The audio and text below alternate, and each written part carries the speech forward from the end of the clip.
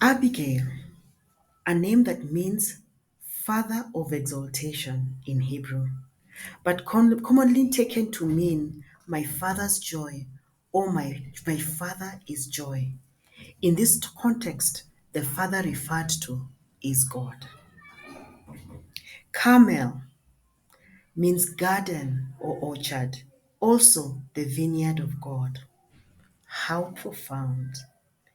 King David once sent his greetings to a man renowned for his foolishness. And the man responded so foolishly that the man who spent his life pursuing the heart of God sought to extinguish him.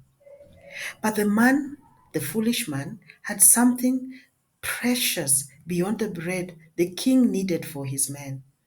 A wife that is said to have been of the most beautiful in her times, and she was also extremely wise.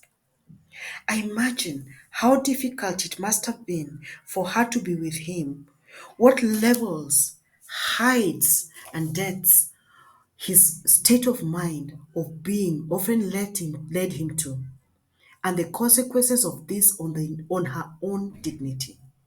Perhaps you understand the dilemma of this one who brought joy to God, but seemed to spend her life in perennial sadness. Would it ever end?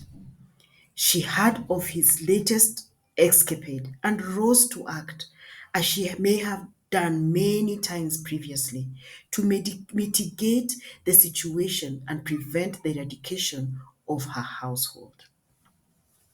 The king had great eyes. Let's just leave it there. And when God decided that he had lent enough breath to and accorded enough opportunities to Nabal, he took him home.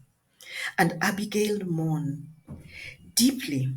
Perhaps you understand what it's like to love someone who constantly brings you only shame and pain and sorrow your way. To love them long, faithfully, completely, hopefully.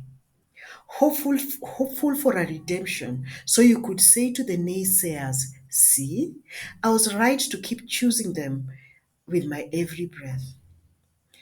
Their breath expired and possibly went with your own strength to hope. Perhaps it isn't even a person, but a situation that keeps negating the promise of God to you. Several promises, perhaps. And then one day, even that is gone forever, and you mourn. But God, a new day, a new status, incomparable, and a new forever. Your name is now in the eternal book of life. Keep obeying, keep believing, keep being the joy of the Father. He does not fail us. Never, never.